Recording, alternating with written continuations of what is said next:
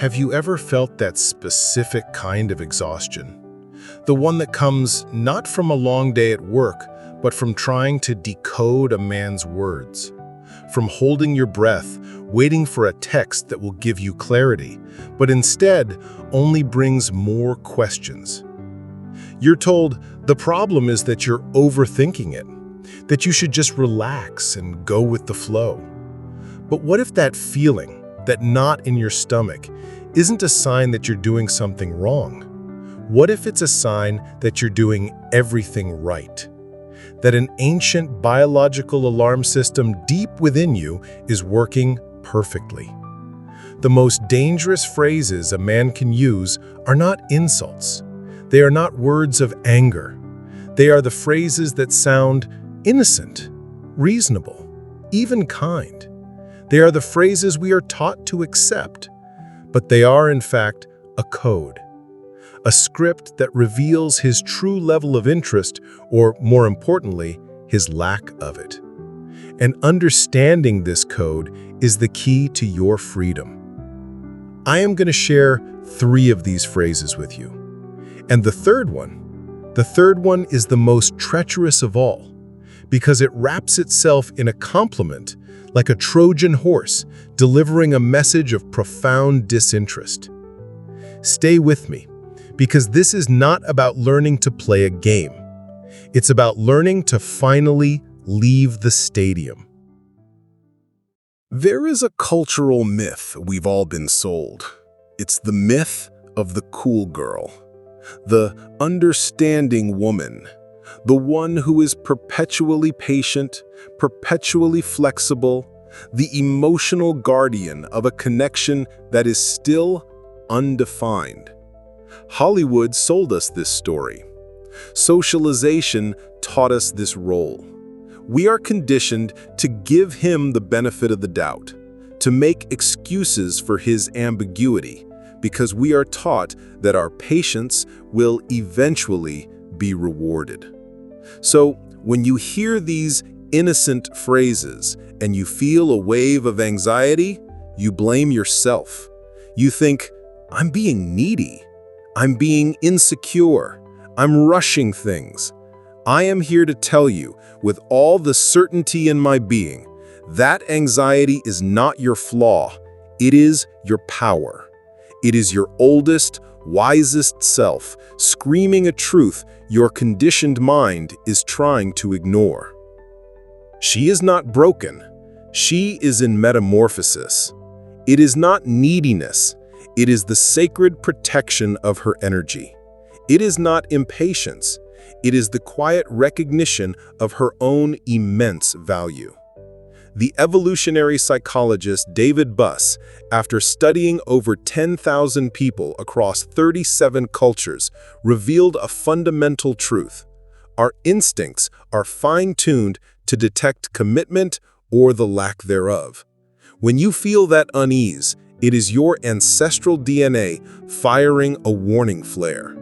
It's a signal honed over millennia, alerting you to a low-return investment. You are detecting a biological reality. That feeling is not a problem to be fixed. It is a compass to be followed. But to truly understand this compass, we must look beneath the cultural noise and into the biological blueprint itself. Here is the secret that changes everything. In the world of evolutionary biology, words are cheap. Actions, however, are currency. David Buss calls this the science of costly signaling. For a man who is genuinely interested in a long-term partnership, his actions will involve a significant cost, an investment of time, energy, resources, and reputation.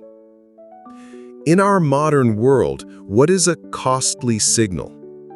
It's planning a date days in advance. It's initiating meaningful conversations that go beyond the surface. It's making a tangible effort to integrate you into his life.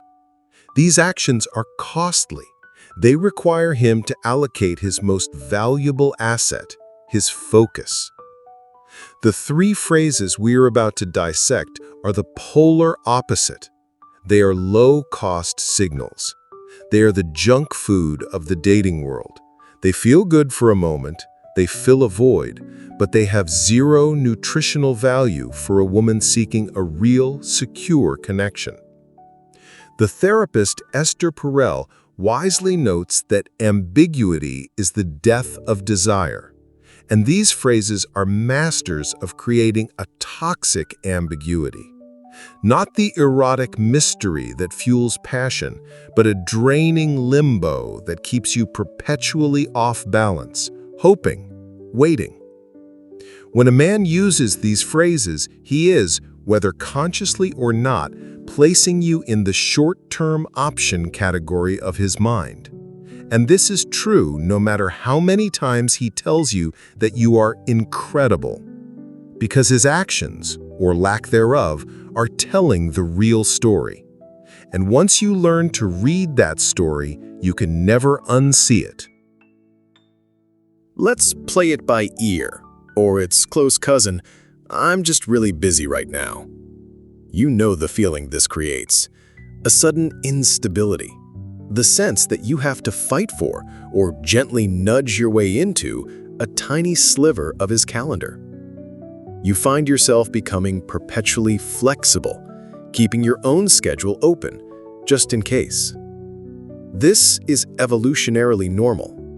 Your brain, your deeply intelligent nervous system, is detecting a lack of resource allocation. He is not investing his time or his planning energy. And for your ancestral self, this is a massive red flag about his viability as a long-term partner. I have heard this from countless women who have awakened to this truth. One woman told me, "I finally realized I wasn't a priority for him. I was an item on his to-do list and one he could perpetually postpone." Here is the first shift. You stop hearing this phrase as a statement about his busy schedule, and you start hearing it for what it is, a statement about your place in his life. A man who is truly captivated, a man who sees you as an expansion of his own world, will make the time. He will move mountains, or at least his meetings. He will not offer you the conversational equivalent of pocket lint. Let's just have fun and see where it goes. This one is tricky. Because a voice inside you, the one conditioned by the cool girl myth, immediately starts to second-guess yourself. Am I rushing things? Maybe I should just relax and enjoy the moment. I don't want to seem desperate or scare him away. This resistance you feel is a sign of your transformation beginning. It's the fear of scarcity, the fear that if you demand clarity, he will walk away and you'll be left with nothing. But as attachment theorist Sue Johnson has shown, our brains are wired for secure connection. This phrase is a direct assault on that need. It's an explicit statement that security is not on the table. He is offering you the benefits of a relationship, the fun, the intimacy, the connection, without the responsibilities of one. The dopamine hits from the intermittent attention can be highly addictive, keeping you hooked on the what if. But your deeper wisdom, that ancient part of you, knows that a diet of what-ifs will leave you spiritually starving. The whole woman does not live on potential. She thrives on presence. And this phrase is the very definition of withholding it. And now for the most insidious phrase of all. You're amazing, but I'm not ready for a relationship. This is the masterpiece of the non-committal man, the Trojan horse. Here is the moment of your final awakening. You realize that the word "but" functions as a universal delete key. It erases everything that came before it. The compliment, "You're amazing," isn't for you. It's for him. It's a cushion for his own ego, allowing him to feel like a good guy as he delivers the real message. The real message is everything that comes after the but. And what happens inside the woman who understands this? The internal drama ceases.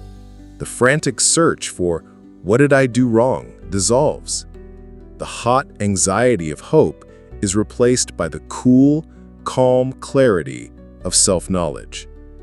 Instead of trying to convince him, instead of auditioning to prove your worthiness, instead of offering to wait, a new behavior emerges naturally. You smile, a genuine smile, and you say, "I appreciate your honesty. I wish you the best." And then you turn and you walk back into your own rich, full, magnificent life. You don't debate, you don't negotiate your value, you simply accept his data. As the researcher Arthur Aaron discovered, we are attracted to those who expand our sense of self.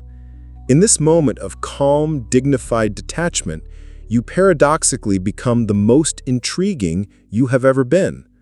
Not because you are playing a game, but because you have shown him you are a universe unto yourself, one that does not require his validation to exist. And this leads to the ultimate transformation, the birth of what I call the Queen's filter. The woman who has integrated this wisdom no longer wastes a single joule of energy decoding. She detects. These phrases are no longer sources of pain. They are tools of efficiency. They are filters that do the work of screening for her, saving her months or even years of her precious life. She hears, "Let's play it by ear," and she thinks, "Thank you for showing me you're not an investor." She hears, "Let's just have fun," and she thinks, "Thank you for admitting you cannot offer security." She hears, "You're amazing, but," and she thinks, "Thank you for the clarity." Next. This reaction defies all social conditioning. She isn't angry. She isn't sad. She is grateful. Grateful for the early data. This is the ultimate expression of what David Buss called female choice, the most powerful force in the history of human mating. She is no longer hoping to be chosen. She is the selector. She is not an applicant. She is the hiring manager. She does not audition. She holds the auditions. Men of low interest and low investment are filtered out almost instantly, not with drama or confrontation, but with the quiet, magnetic power of her self-worth. This clears the space. It leaves room only for men who are willing and able to show up with the costly signals that demonstrate true, mature, intentional partnership. She has become a whole woman, and she unconsciously magnetizes wholeness in return. So, how do you know when you've truly mastered this code? It's when hearing one of these phrases brings a feeling not of rejection, but of relief. A quiet, there it is, okay. The deeper internal shift is profound. Your very energy begins to repel ambiguity. You may start to notice that the men who do approach you are more direct, more intentional from the very beginning. Your new frequency can no longer tune into the station of mixed signals. You begin to embody a deep, unshakable self-confidence, the kind that neuroscientist Helen Fisher would say comes from activating the brain's circuits for deep attachment, not just the fleeting excitement of romance. You are now instinctively selecting for that which is truly nourishing. Remember that feeling of exhaustion we started with? The pain of trying to decipher the undecipherable? That was not a sign of your weakness. It was the labor pains of your own rebirth. What felt like rejection was actually divine protection. What felt like loneliness was the cultivation of your sovereignty. The fire of his ambiguity forged your clarity. The silence that followed his departure became your sacred space. So let me leave you with a final question to hold in your heart. What if this deep restlessness you felt, this ache for something more, isn't a problem to be solved, but a sacred, ancestral calling to finally reclaim the immense power that has always been inside you? The power of a whole woman. If something here touched a truth that you had forgotten, share in the comments which phrase was your moment of awakening. Your story is a lighthouse for another woman who may be navigating this very storm right now. And by sharing, we discover we were never alone in this powerful, collective awakening.